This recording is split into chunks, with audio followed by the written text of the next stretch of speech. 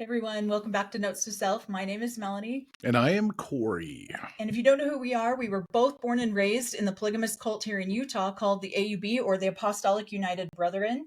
I was married a week into 17, had 3 babies before I was 24, and my dad is the current prophet. And my dad had 9 wives and 39 children, and we were raised up in a united order and or a compound up in Pinesdale, Montana. And I didn't get married till I was 31.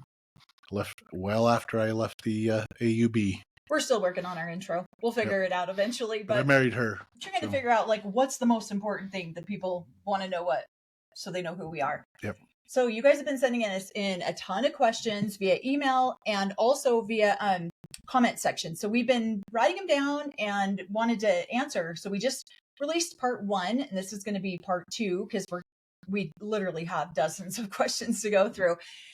Once again, we just want to remind everybody that everyone's experience in this cult is completely different. So we are going to answer these questions according to our experiences, what we were taught, what we were explained about gospel and doctrine, and we're no church historians. We are not mental health professionals by any means.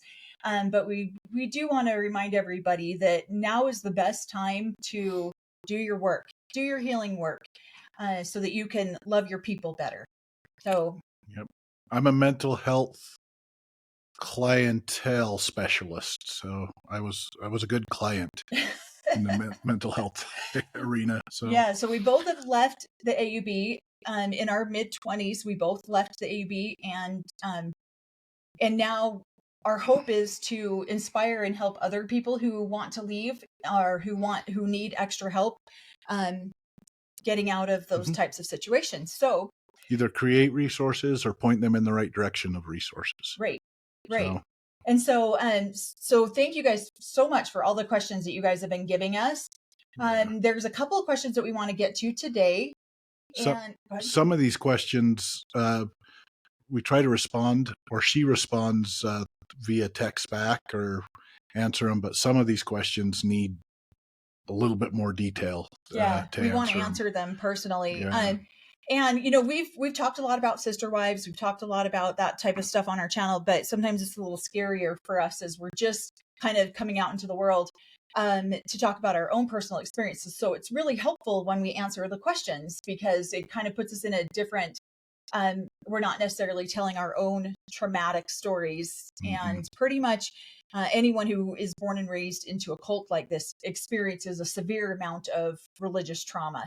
And we're no exception to that. Yep. So we have definitely had our fair amount of religious trauma, and we're just working on healing through that and hopefully being able to help other people out of it as well. Our stories and perceptions are from what we grew up with. They might not be what everybody in the AUB has gone through. We've said this in numerous videos. The AUB makes up the rules as they go along. It depends on who the current prophet is. It depends on who you are and who your family is and what hierarchy you hold in that religion.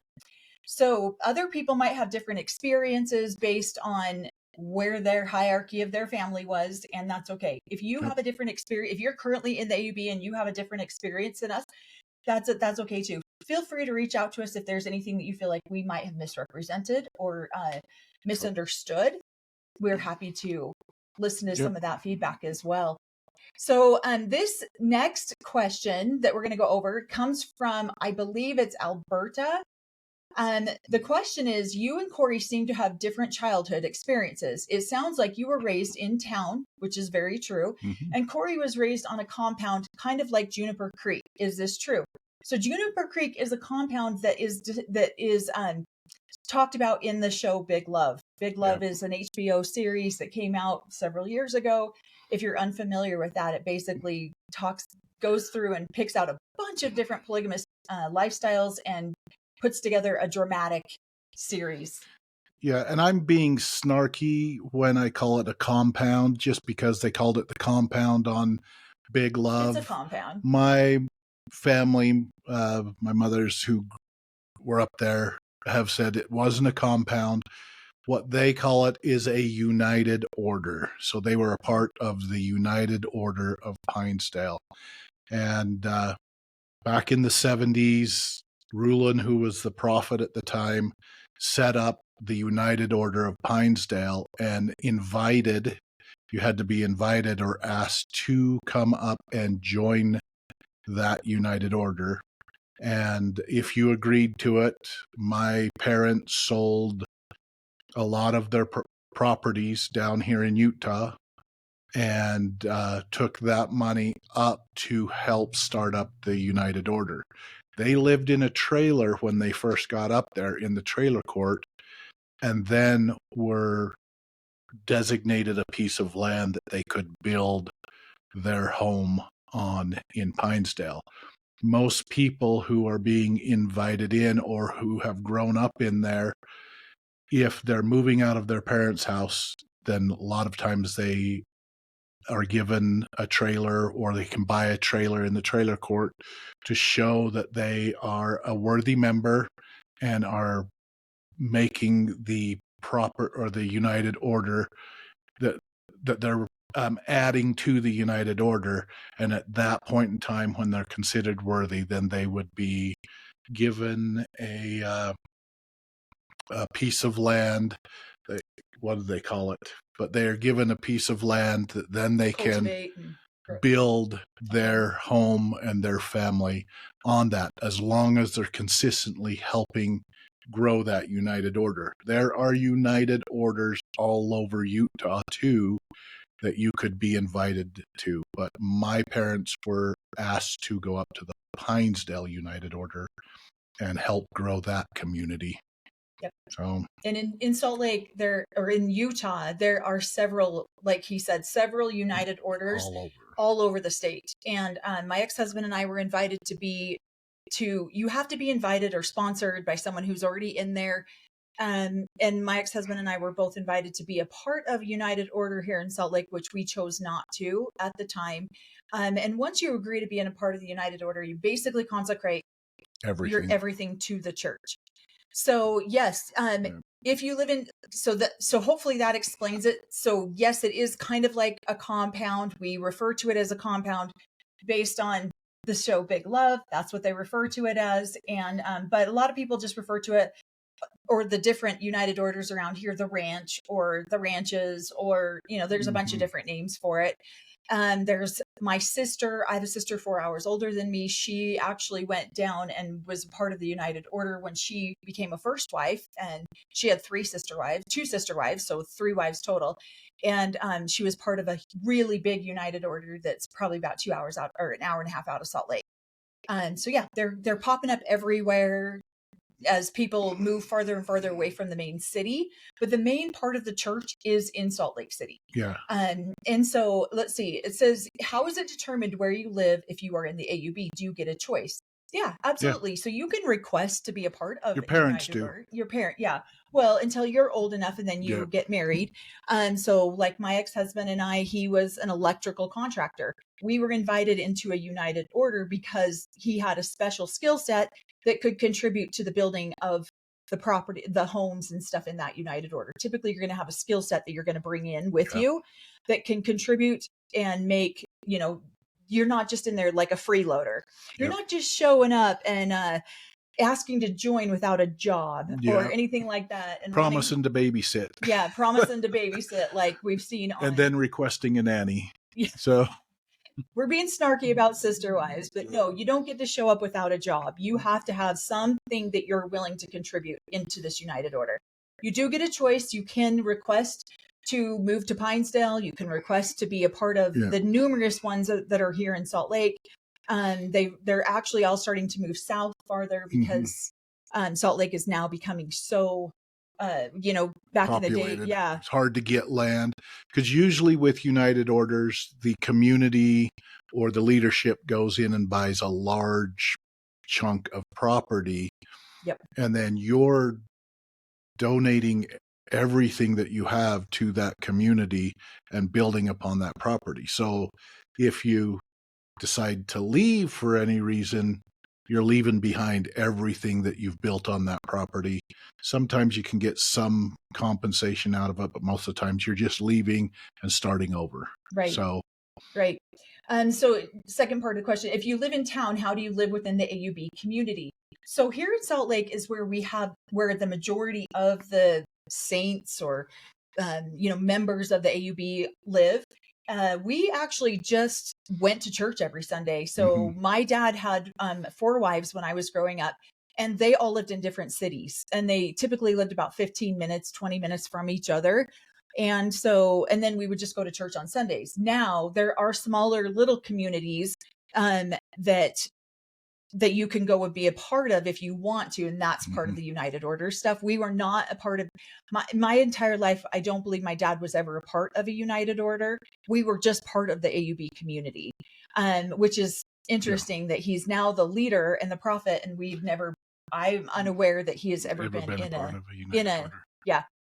Okay, where does the leadership go? Do you have something to add? No, I was just going to say that my dad actually owned 2 properties, 2 homes here in Salt Lake, and would go down when we were younger and would go down to the building in Bluffdale and go to church. It wasn't until he was invited to go or asked to go up to Pinesdale, then he listed and sold his 2 homes here in Salt Lake and took that money up and added it into the Pinesdale thing. He had some acreage up there in Corvallis that we ran a farm on too, and then so we are running 2 farms up there. So yep. And so another part of the question, where does the leadership of the AUB usually live? So I was told that the prophet or the actual leader will only be a leader here in Salt Lake. There will never be a leader somewhere else. So Pinesdale. And they've proven that since the 70s. So if there's a council member that should be next in line, but they're living up in a United Order up in Pinesdale or down in Mexico, they're jumped over and it's then assigned to somebody who's living here in the Salt Lake Valley. Right. So that's usually how that happens, is the leadership will usually live here. Now up in Pinesdale, there is leaders that are on the leadership. So basically, council members. Yeah. Basically how the leadership works in the AUB is very similar to the Mormon church, where you're going to have a prophet, then you're going to have 12 apostles. Those 12 apostles can live in Montana. They can live in Mexico. They can live in prison. Some of them have lived in prison. I don't know that they were still members at that point, but holy crap. Fine. Or I don't know if they were still leaders or if they were excommunicated at that point. But yes, there are different, but the actual leader / prophet / whatever you want to call him is typically located here in the Salt Lake Valley, right in, the main church. Although this is the first prophet that is basically located outside of the Salt Lake Valley. He just commutes up here. Yeah, so my wives up here. Before my dad became the leader, my parents had bought their own little compound, and it's about 2 hours away from the Salt Lake Valley. But so they were concerned about him leaving or living so far away. But he has since married another woman who lives right here in the valley. So he's here 90% of the time. Just goes down to the compound to visit the other wives. Yep. Okay. Another part of the question, with the Browns, they seem to have very little connection to the church after the first few years. They don't have friends, and we don't see them interacting much with the church activities. And once they move to Flagstaff, there's no church at all. Are they still AUB then? So this is a very good question. Yeah. It really depends on, and now again, I feel like this is one of the questions that we're going to have to preface with saying, everyone's experience in the AUB is different. Our interpretation of this could be different than what the Browns actually experienced. Yeah. This is just the things that we were taught. So a lot of people will move away from the main part of the church, and they still consider themselves like members. They will come to some of the major activities. They will come to, they'll still come up to do their temple work here at the local temple that they have. Come to conference. Right. And so they'll come and participate in some of the major activities. They just don't come to church every Sunday. Now with the internet, they have now since started doing online church, but you have to have a special reason to be able to do it online. They'd like you to come in person. But this happens a lot where people will move away and then they slowly start to fall away from the church or the community that and then they almost become like a governance of themselves. And so I kind of believe this is what the Browns did. Now, since we have not watched Sister Wives, we've only watched season 1, 2, and 19. So I don't know when they left but apparently it's somewhere in the middle, like 8 or 9, season 8 or 9. And I don't know either. In season 2 that we were watching, you can definitely tell some of the kids were talking about coming back up to Salt Lake to be able to do activities up here. So they're still a part of it, but there's a whole process going on here. They are now being filmed. So they're not going to allow any of the church get-togethers to be filmed. No. People who are within the AUB, probably at this time, I'm sure, I think I've seen some people going down there and getting on camera with them, but you'll notice that they're giving certain people and family members a choice whether to be on camera or not at some of these big get-togethers. Most AUB people are not going to want to get on camera. They're not going to want to expose themselves. They're working out in the public, and so they don't want to be exposed that they're polygamous. So there's a bit of shunning. I wouldn't even call it shunning. They just don't want to be a part of. So none of the church activities are being recorded for the show. None of the people that they knew are being on camera. And so as they're doing more and more filming, less and less people, they know they're going to be filmed if they're going and hanging out with the Browns. And so a lot of people in the AUB probably didn't start going and hanging out with the Browns at that point. So the community most likely pulled back a lot from the Browns once they realized they were being filmed or could be on film. So they didn't want to expose themselves and their families to it, because the Browns were guided not to do that at the beginning. Not to film Sister Wives. So are they considered still AUB? Really, that's up to them. As far as they're paying tithing, then the AUB will claim them. Will claim them, yeah. As far as I understand, they've never been excommunicated. They've never been asked to leave. It's just they've kind of just disassociated themselves by their own choices. Just one release. Mary was given a release, right? Right. Yeah. Right. And so really, would they still be considered AUB? Probably not, but it's up to them if they consider themselves AUB.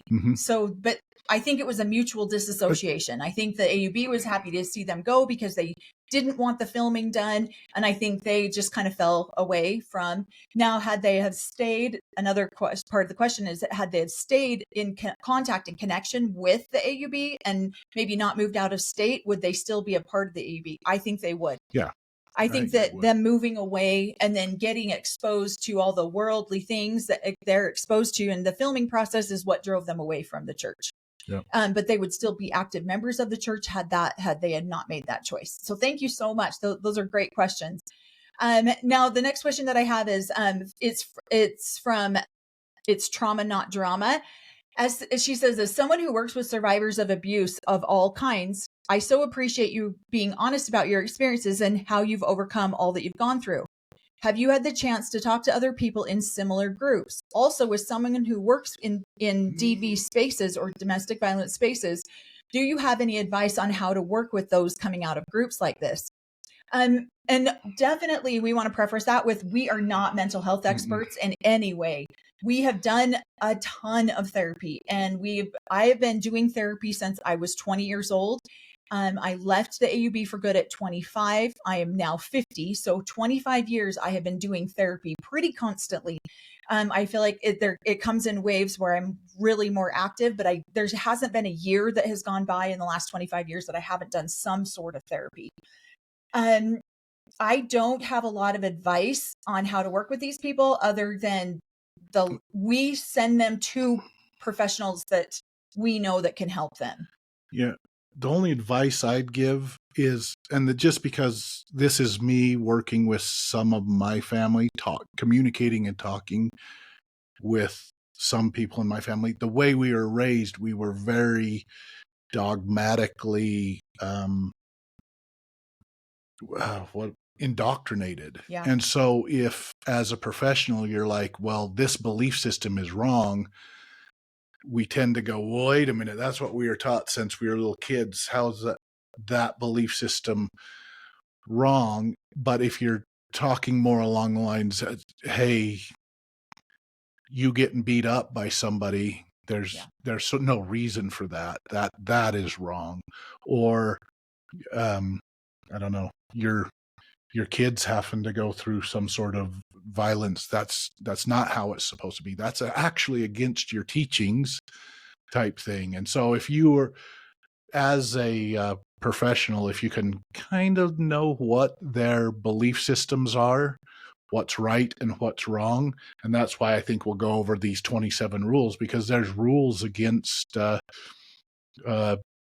domestic violence, and you're supposed to be. And so if you can just say, based on your own teachings, what's happening is wrong, they'll be more susceptible to that versus all your beliefs are wrong.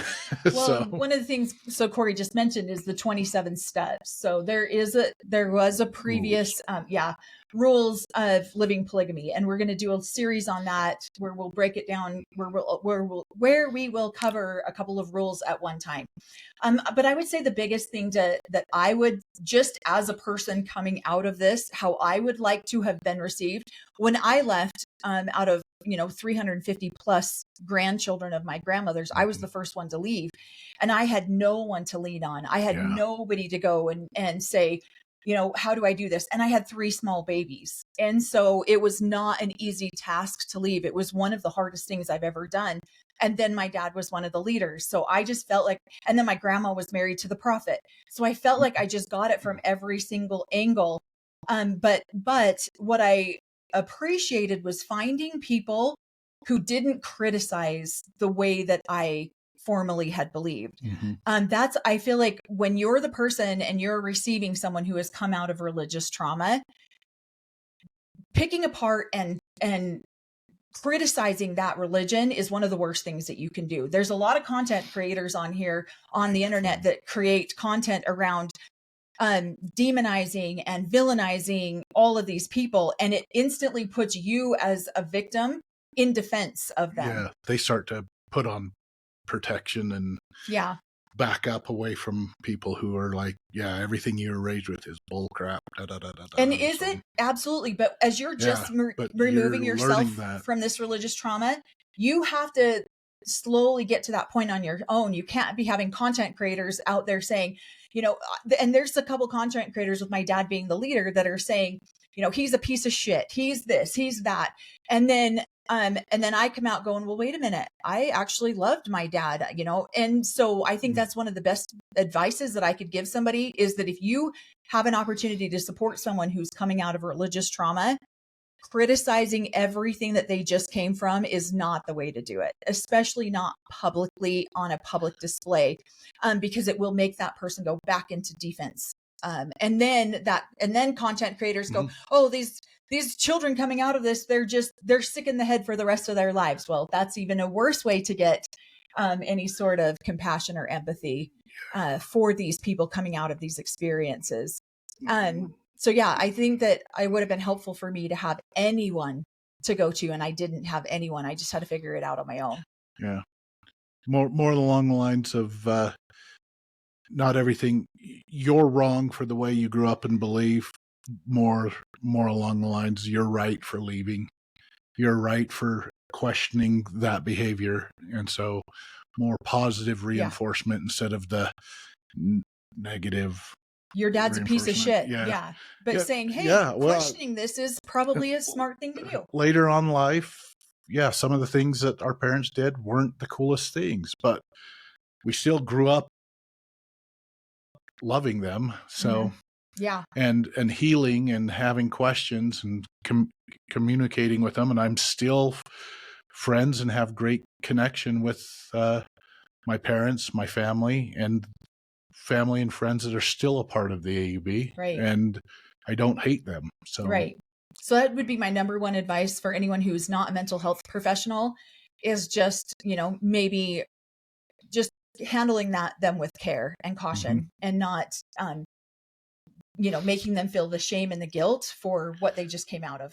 Because we grew up in shame and guilt. Mm-hmm. So that shame and guilt is one of the things that so when you're hitting them with shame and guilt too, and you're a piece of crap, they just clam right up. So yeah.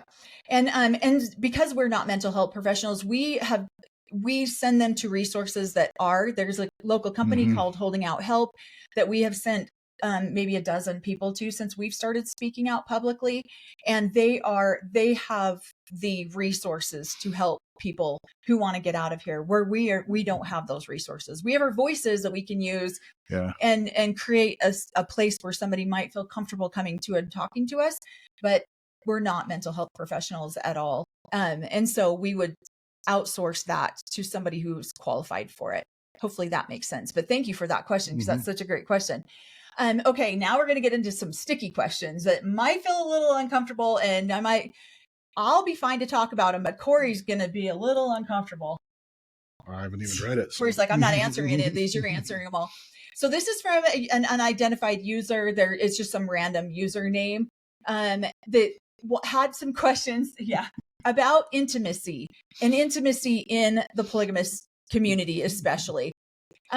So one of the things that we had mentioned on one of our videos is that in the AUB, you are taught to have the most righteous children, then you are only intimate to create children.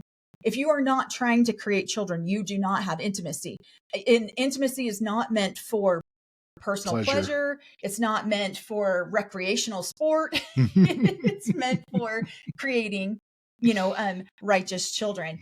So we did make that mention. And another mention was that when you were married in the AUB or in the Mormon church, you go through and you get your endowments, and you were issued a set, you start to wear garments or underwear underneath your clothes that remind you of the promises that you've made to God and remind you of the covenants that you've made to your partner, to God. And so when you are intimate, I was always instructed. Now, I did get married in the polygamous church, in the polygamous temple, and I did wear garments. I wore them for almost 10 years before I divorced my ex-husband. Corey, however, has never gone through the endowment house and has never worn garments. So I can say that yes, 90% of the time that I was intimate with my ex-husband was A, to produce children, and B, yes, we did wear our garments. And then I know you're going to be over here smirking. It's kind of an uncomfortable conversation, but I was married 8 days into 17, and I believed and was taught that was how God was going to make the most righteous children, was following all the covenants and promises you made. Well, one of them is wearing garments. Now, the Mormon church's garments are different now than the original garment was done. The original garment, and you can Google this, we will not be posting pictures of the garments. We have a lot of family and friends this is a very sacred thing for them, and we will not be posting pictures. And I'm going to kind of try to be careful about how much I actually explain, just out of respect for them and what they still believe in. But the garments, the LDS church garments, now you pull them up pretty much like underwear, and they're two pieces, where in the polygamous church it's one full body piece, up to your neck, down to your wrists, down to your ankles, but they are split down the middle and a little ways up the back. So yes, for logistical purposes, yes, you could still be intimate in them. And I actually delivered my babies in my garments because they were a protection for you, a physical protection for your physical body here on earth. And so if you wanted to, have, as a woman, putting your life on the line to bring a child in would be one of the biggest reasons you would want your garments on, is because the garments were there to be a physical protection for your physical body. So yes, I did wear my garments during birth. And I know that sounds weird to people and it's hard for them to grasp. Yes, they got dirty. Yes, I had to wash them. No different than the sheets. And yes, I had my babies at home. So it was just the midwife was part of the church as well. So it was very familiar to them. I didn't have to explain what I was wearing or what I was doing. And I never made those agreements and covenants. I chose never to I studied them before and was unwilling to make any of those agreements. So Yeah. not even in the LDS church would I make those agreements. So And never worn them. And then I also didn't agree with just having sex to have kids. So I like the pleasure part of it too. So I've corrupted her, I hope. there you go. Yeah. So the logistical part of it is, yes, they were open in the front, but they are one piece. So in the Mormon church now, because they're two separate pieces, it would be nearly impossible to be intimate with them on, because you do pull them up like a pair of underwear. Now, again, you can Google search pictures of them and just put in original Mormon garments. And things change depending on that's what I understood, based on. This one's going to make me have to drink water. Yeah. It's uncomfortable conversation. But based on the teachings that we were trained on growing up, that's how it was explained by my dad. There were prophets that were very strict that's how you did it. There were other prophets that came into and said, hey, it's none of the business of the leadership to be in a man and a woman's bedroom. They can do whatever they want. So that goes right along with what we've said in many videos is the AUB makes up the rules as they go along. Depends on who you are, depends on your last name, and it depends on the current prophet. If they believe that they should insert themselves into a marital relationship. Yeah. My dad is the current leader now. His stand on it my entire life has been, it's none of their business. Yep. What a man and a wife do in the intimate settings of their bedroom is their own business. Now, the reason why a lot of the leadership put these rules on here is because it can really cause damage in other relationships. If a man, absolutely no contraceptives of any type. There's certain things that are not negotiable that you're not supposed to do. People do them anyways, but you're not supposed to. Contraceptives, anything orally. I know, got awkward there.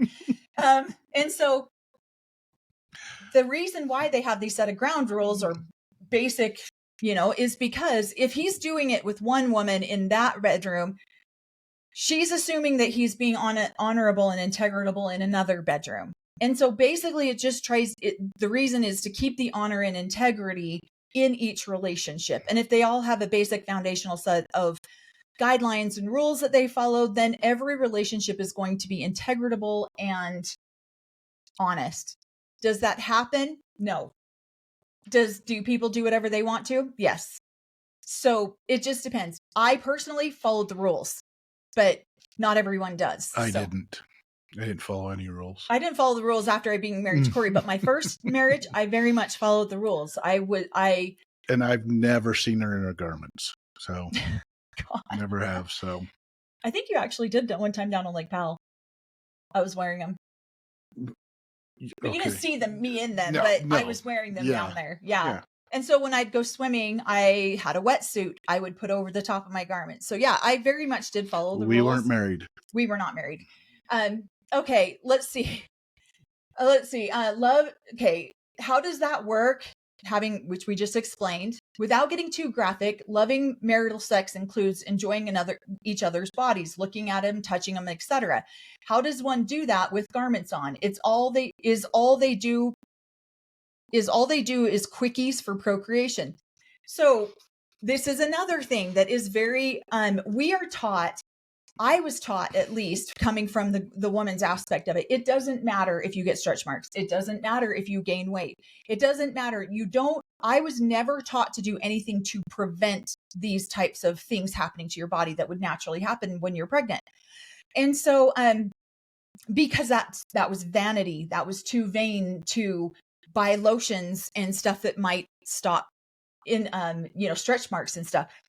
And I was 17 when I had my first baby. I didn't know anything. I was doing what I was told to do. I was doing what was expected of me to do. I had no idea. And so I didn't take care of my body because it would be vain to otherwise. And where you're wearing your garments all the time, you don't see each other and you don't see each other's bodies. You don't shower together. There's just a bunch of yeah, you're not intimate. You don't enjoy each other's bodies. That's not what your body's here for. Your body is here to create righteous seed that will help to procreate, help to keep build the kingdom of God. Yep. Build the kingdom of God on earth. That's what your body is for. Your body is not for pleasure and enjoyment. So yeah, I didn't do a lot of that stuff. And then after I had my first baby, I'll just tell a little side note. My ex-husband says to me, I'm 17 years old. Right. And I got stretch marks, and he says to me, I can never see you naked. Good thing you're wearing your garments, because I can never look at you naked like that. And I was like, I just burst into tears. I mean, here I have a baby that's 1 day old, and he tells me that, and so I remember wearing those as almost like a shield or a protectant from him too, because he felt so abusive to me. And a lot of women will do that. They'll wear them as a protectant because the men can get so verbally abusive that way. And yeah, so at 17 years old, I was told flat out he never wanted to see me naked ever again because he couldn't stand the sight of stretch marks. So there's so much abuse that happens in this religion in general. Then you add sexuality to it, and you add sexual acts or sexual thoughts, and the abuse becomes tenfold at that point. And so, yeah, I stood there sobbing my head off with a 1 day old baby, crying because my body had just gone to hell and there was nothing I could do about it, because it would be vain for me to do anything other than that. Make sense? Yep. Okay. And our sexual education from our parents growing up boiled down to one word, and it was don't. No. Don't. Yeah. Well, what happened with you don't have sex? So, yeah. And when it comes time to do that, you'll figure it out, but you just don't have sex. Yeah. So, yeah. And then the prophet that was the prophet when I was growing up, he always instructed people that it was the love of the woman that sealed the marriage. It was the love of the woman. And if your wife ever initiated intimacy with you as the husband, you could not or should not decline her ever. If she comes to you and initiates it, then it is your responsibility as a priesthood holder or a priesthood leader or whatever to be intimate with her. So it feels a lot more transactional than it feels like it's an intimacy part of a marriage. Yeah. We should have a baby. Let's do the deed. And then, Yep. And so it's really more of and so when a man finds a woman that he is very physically attracted to or sexually attracted to, that is when you start to see a lot of problems happening in plural marriage situations, because he's being this way with one wife and never initiating sex with her because he's not that attracted to her, right? And then all of a sudden this new little hot toy comes in and he's over there doing the dishes, so trying to turn her on. And so it's a horrible world for a woman to live in. Yeah. If she has any sexual appetite whatsoever, it's a horrible way to live. Or she wants to be intimately connected to her husband. It's a horrible way to live, because both of those two things seem virtually impossible when a man is more attracted to one wife than the other. And so, like for me, I wore my garments as a shield to protect me from him, because he was significantly older than me too. And he was extremely abusive verbally like that. And so I just, protected myself with them. So I wanted to wear them. Let's see. If you happen to, so what happens when they get pregnant and with all the other questions. So what happens when you get pregnant? When you get pregnant in the AUB, my understanding is your intimacy stops. Mm-hmm. You no longer are intimate with because the purpose of your intimacy has now been fulfilled, and you're now pregnant. So there is no other reason to be intimate after that. And you want to have the most perfect babies, you wouldn't be doing that because you're trying to raise up a righteous posterity. And if you're doing naughty, dirty things while you're pregnant, you're going to give your kid naughty, dirty thoughts. Dirty ideas. And then he's going to grow up with a pornography addiction. Yep. So, I mean, it doesn't make rational sense to those who are not a part of this religion, or even like, I'm sorry, a lot of it is Mormonism too.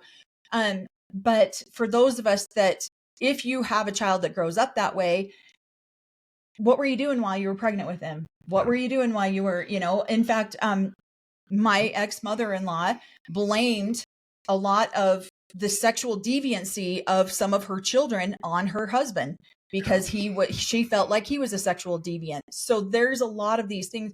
And what's so sad about it is it's not sexual deviancy at all. You're in a marriage, you're in a couple, and yet that's what they look at it as sexual deviancy. But there's a lot of shame around sexuality and sexual acts within these religions. It's only meant to be set aside righteously to procreate. Right. So, right. A lot of shame. A lot of shame and a lot of guilt set around it. So yeah, in the 10 years that I was married to him, I probably had, I was probably intimate with him maybe a dozen times.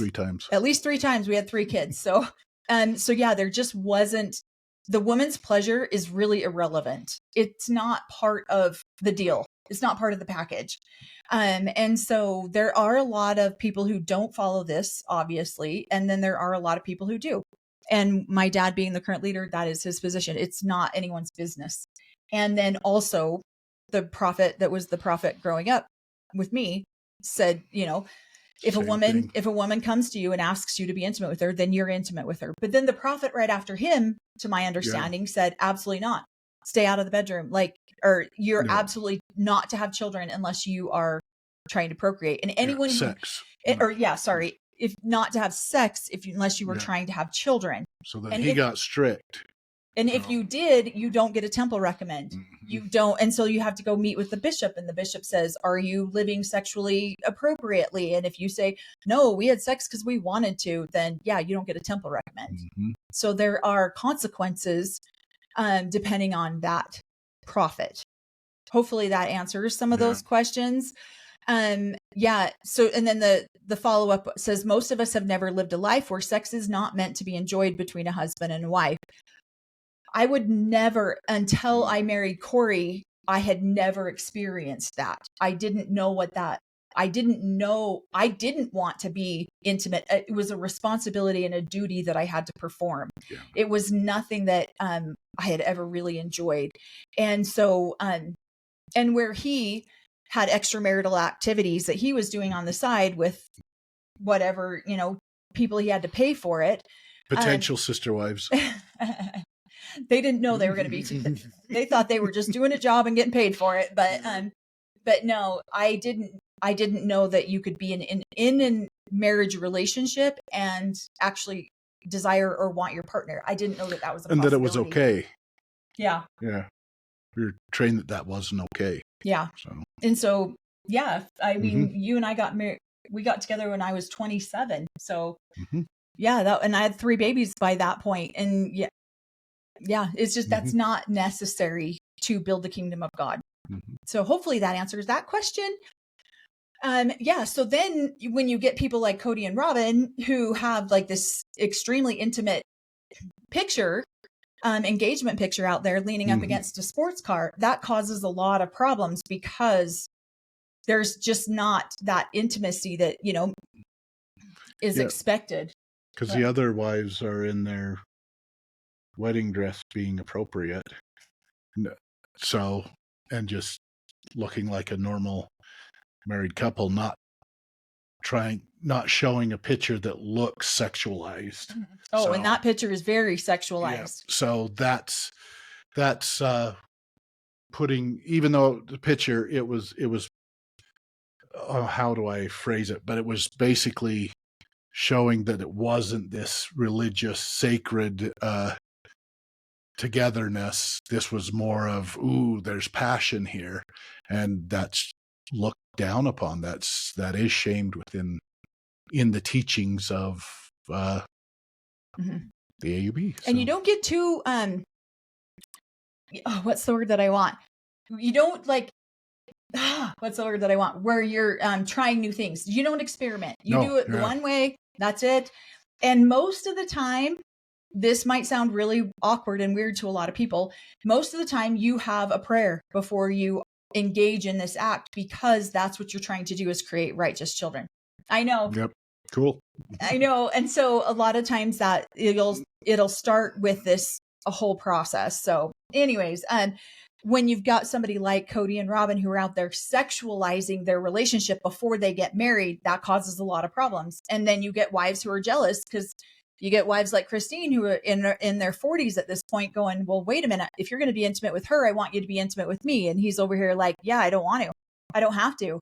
And that's where you can run into a lot of problems. That's why there is a standard that everyone's supposed to follow, but no one ever does. So, yeah. So here's my sarcastic. It's where you turn the pineapple upside down on the door, kneel down, invite the Holy Ghost in. Oh my gosh. So you can have righteous children. Oh my gosh. That's horrible. Sorry, that's me. You need to get us I know. internet. Sorry.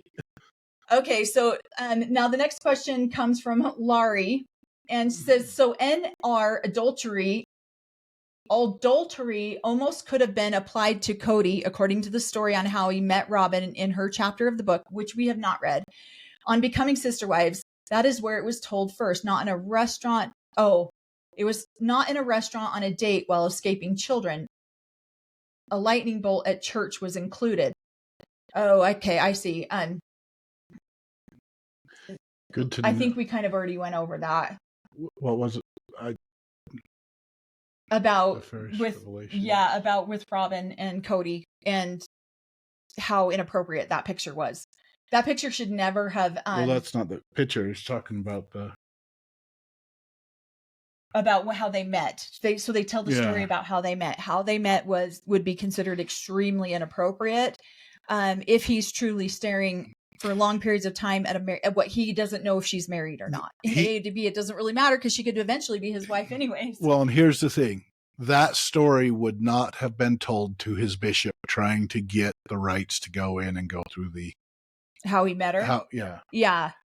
Because he would have been shamed for that. Yeah. That he shouldn't have been looking, that he should have went around the right way.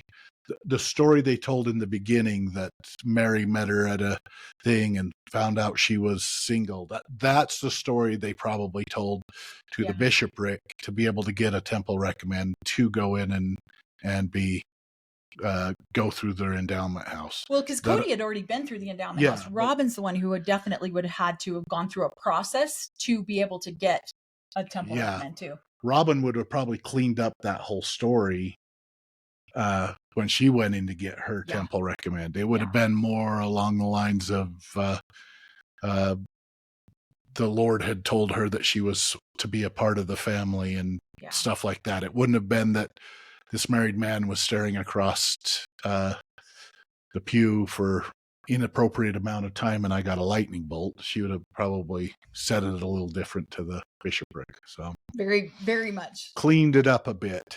Yeah. And they would have never told the bishopric that they sealed it with a kiss either. Not more than likely. Would they more than likely, they wouldn't have admitted any of the stuff that they're admitting on there about how they first met. They would have tried to clean it up and make it as righteous as possible so that they could make it into their temple. Yep. So they made it as clean and PG rated as possible. Yep. And I guarantee you no one in the leadership saw that sexually provocative picture. Yeah. Or that would have been a boo. Okay. In fact, didn't she have it in her own house? Or yeah, she had it. Because it wouldn't have been if she had actually lived true polygamy, that would have been something that was in her room, not in the main part of the house. I think it was in her room, but in her bedroom. I don't know. Because the other wives would have probably had and probably do have an issue with that picture. Mm-hmm.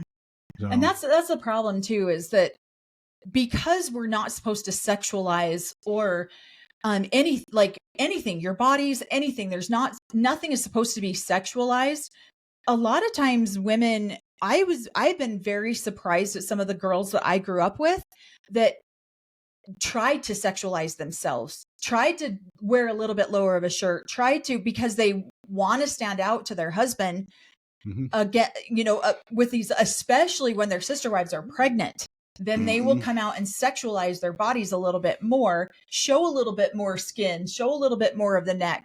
And that is I was surprised at how many girls I saw do that to gain favor with their husband because their sister wives are pregnant, and it just puts them one notch up of the other girls.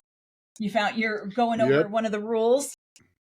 And we're going to do a series on the 27 rules for polygamy that was found by one of the previous. That's a violation of rule number 12. Oh, gosh. What's the rule? Huh? What's the rule? It's don't prejudice your husband to yourself by finding faults or pointing out faults in other wives. So, well, they don't have to point out a fault with another wife. All they have to do is unbutton a shirt. But they're creating a prejudice more towards themselves. They shouldn't put themselves above the other wives. It should be all equal. Yeah.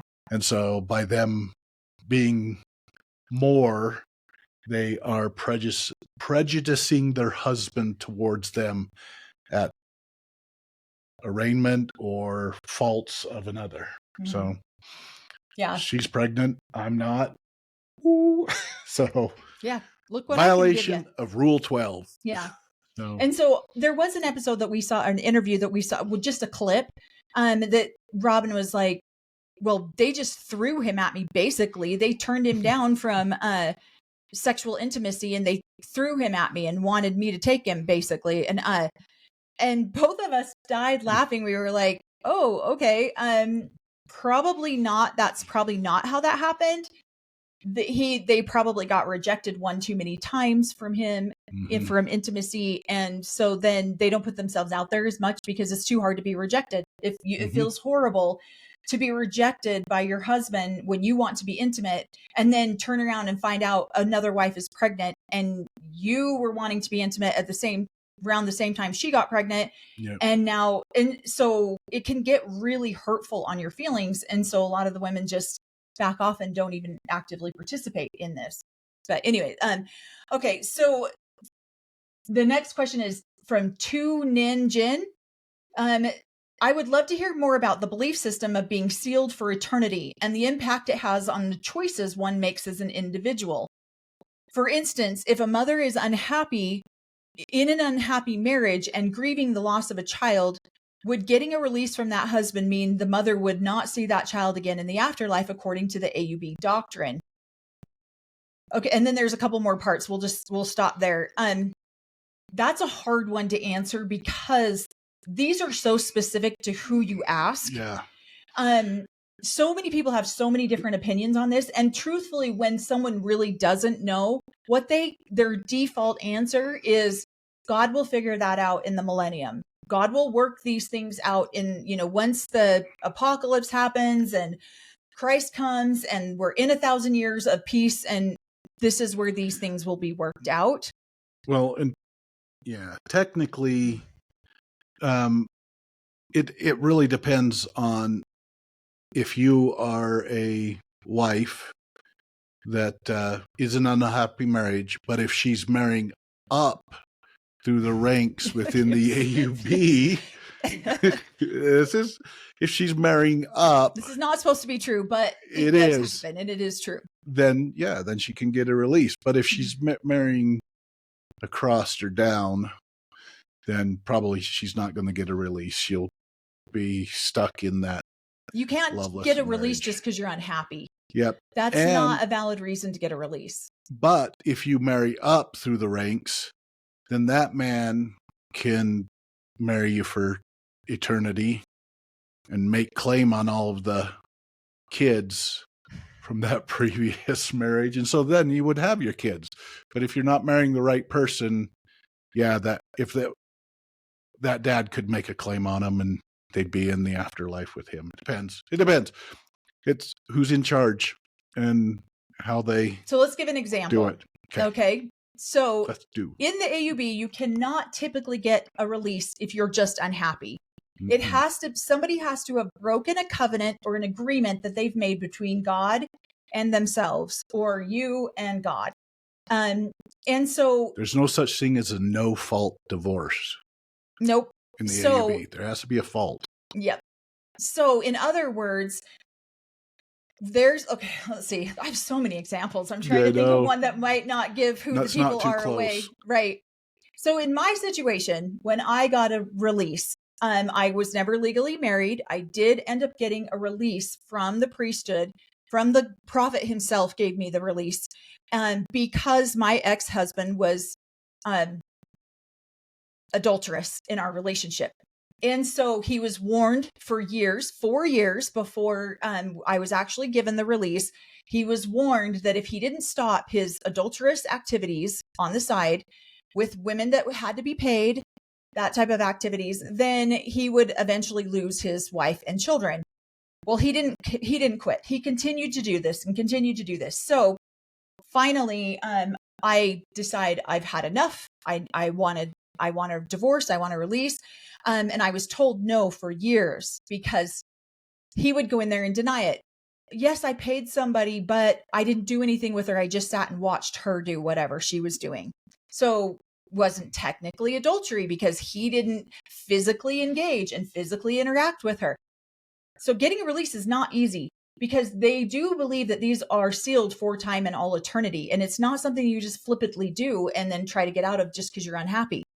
And so it took 4 years for me to finally, for his actions to become so egregious that I finally was given that release.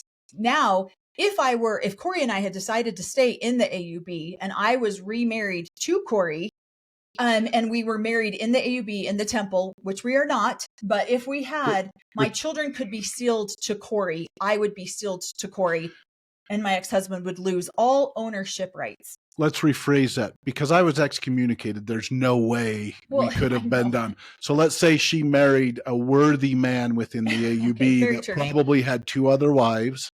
So she would have been the 3rd wife. Then that husband, by her marrying him, those children he would claim ownership for time and all eternity. So, and my children would be sealed to him because my ex-husband lost his wife unrighteously. Yeah. And so because he had broken a covenant that he had made between himself and God and himself and me, then he would lose all rights to it. So that's the AUB doctrine. That's what they're taught. That's what I was taught. Now, yes, Corey was not a worthy person because he was excommunicated. And if I would have married someone else, then yes, that would be the case. My dad has married several women who have children from other men who have lost their wives unrighteously. So my dad believes he has ownership of these women and their children for time and all eternity. Hopefully that makes sense. That was a really long story. Yeah. Sorry. I went into way too much detail. And what were some of the images you were presented with of the eternal life and what it would look like? Would it be multiple generations together for eternity, following the father's line only his name is what sealed to children to the family? Or is it the husband and the wife, or the wives plus the children that have the pleasure of each other's company forever? We laugh and joke about this a lot. You'd have a genealogy book where you could Corey comes in with a rank where you were, but if you were righteous enough, you could get your own kingdom but yeah, by the time you're over there, so you'd have your wives and yourself, but if your children are righteous and they had wives, they would have their own $2 million mansion. So they don't have to share kitchens on this planet. So where they would then procreate and create spirit children to come down to the next world that was being created. And so, yes, so you would all kind of be living happily on some... And if you hated your sister wives, why would you torture yourself in heaven by living on the same planet with them? You'd get your own planet and make them have their own. But you wouldn't hate them because you were in harmony. Apparently you become in harmony after you die with the husband and all the wives. Yeah. So all's forgiven and you all love each other after you die. I don't know. There's so many sarcastic. You're creating this wonderful world of peace and harmony where you're going to continue to procreate, not for pleasure, and make spirit children to fill up the well of souls so that the next world can be populated with those spirit children. So, yeah. Yeah, there's a lot of sarcasm and cynicism that goes on because it depends who you talk to, what Yeah. heaven looks like. So, because my heaven would not be shared with quite a few people, and I had more nor questions. would theirs want to be shared with me. Just because how disobedient I was, I just had more questions on what hell looked like, because I'm pretty sure that's where I was slated to go based on what I was being told. Well, and honestly, spending eternity with some, like, I'm sorry, half these sister wives, they don't like each other. They literally despise each other. That's living hell, to think that you're going to live on a planet with these people for the rest of eternity. Like, nobody wants to do that. So, yeah, because what they were describing as heaven, I was like, I'm living it here. It's hell to me. So what does hell look like? It's got to be better than this. You get to just kick back and go fishing and swimming and do all that stuff, and you don't get to procreate and all that. Okay, I'm good with hell. I'll be a servant in heaven. We talk about it very flippantly, just because we do see the back. You're seeing it on Sister Wives now, where Mary's like, Robin claimed she wanted to be my friend, and then she ghosted me for months and didn't want to have anything to do with me. And yet these two are supposed to share eternity together with their husband, all in harmony, rocking on some porch in a rocking chair somewhere. No, nobody wants to do that. That's made for, like, that. Those things are said for TV. They're not, no one really wants to do that. Now, if you are an active AUB member and you're watching this and you're like, no, you two are full of shit, I actually do want to rock on a rocking chair. Okay, great. Not me. Most people don't want to. I'm going to be younger, more energetic, going fishing, hanging out, just doing all sorts of fun stuff. And it's also taught too that use Corey and I as an example. I married Corey. We don't get married in the AUB. I don't get a release from my ex-husband. I'm still sealed to him. Corey then becomes my manservant, which hopefully you're still, sexually attractive to me at that point. The pool boy in heaven. And he becomes my servant in heaven. And then the two biological children we have together would technically belong to my first husband that I was sealed to and didn't get the release from. And I'd become a Ken doll. I hope not. That would suck. So, Ken doll pool boy. Yes, we do laugh about some of these because some of the rules seem so ridiculously made up for control over another human being. You better do these things, or I'm going to take away this eternal opportunity from you. All it is really rules, in my opinion, rules and doctrine that are made up for one human being to gain control over another human being. So that's why we laugh about it. And so it depends on who you talk. If you talk to the wife who left the husband, she's like, absolutely not. If you talk to the husband, well, she had no reason to. I will be claiming her. So it depends on who you talk to and get their opinion on what their heaven looks like. So, and who's going to be where and all of that stuff. And as long as you've got sunscreen and you're not a Ken doll, I think I'll handle you being my pool boy. Okay, sweet. So hopefully that answers some of your questions. I know we got a little bit there at the end. We do have a lot more questions to go over, but these questions are fun to answer. And so, it takes us a little bit to get through some of them. And none of what I've just said is church doctrine. They'll probably, well, that's not true, Corey. But yeah, some of it is. And then I make fun of the other stuff. So I probably won't be a pool boy. I probably won't be a Ken. Well, I don't know. Yeah, I'll be a Ken doll based on theirs but yeah. Yeah. And honestly, people that don't know, or people that have violated their covenants or promises to each other and don't want to own up to that will say, oh, the Lord will work it out in the millennium. The Lord will, he's going to judge you. He's going to fix it in the millennium. And that's pretty much where my ex-husband, I think, still stands to this day. But yeah, my dad's got a lot of wives that have a lot of extra kids that he somehow believes belong to him in the afterlife. And that's great. If that's what they want to believe, I personally think that I believe the kids have a choice on who they want to, the kids and the women and the children will have choices who they want to spend eternity on planets with, not. Yeah. So hopefully, there you go. So, and I'm sure there's prophets that teach that too. I don't know. Yeah. So who knows? We have to laugh at some of it and some of you guys' questions crack me up as you guys bring them in, because I'm like, that this is made up, right? But but some of your questions, I get people take it seriously, but it's hard for us to take it seriously when it's something that was used to control and manipulate us our entire lives. Yeah.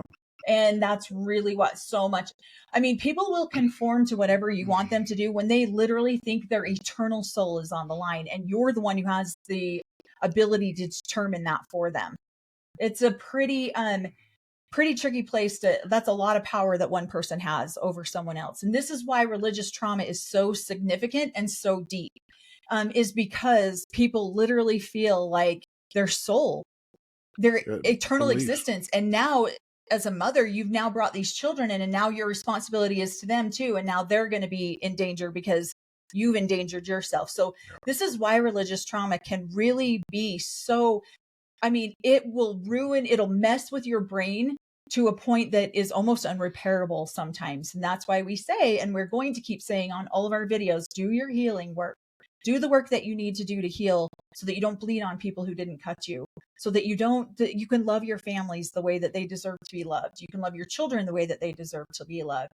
And so keep doing that work and keep healing those, and then maybe you won't be as sarcastic as we are about religion. Well, and I think part of my healing process is I try to explain it, but I try to explain what I was taught to be kind of fact growing up, because now I'm more aware that it's fairy tale. Right. I also, my mother used to read Mother Goose to us and all these other fairy tales, and I don't know what heaven's. I just hope it's not what they told me, and I'll be kind of a little glum if I get up there and everything I was told. It wasn't a fairy tale, it was the truth, because I believe it's a fairy tale now. Right. But if I get up there and there's the planets and I'm the pool boy, I'll be like, dang, all right, I should have believed a little bit more, but I don't. I believe that a lot of the stories and things that they've told us are just fairy tales with maybe a moral story behind it. Right. So I don't know.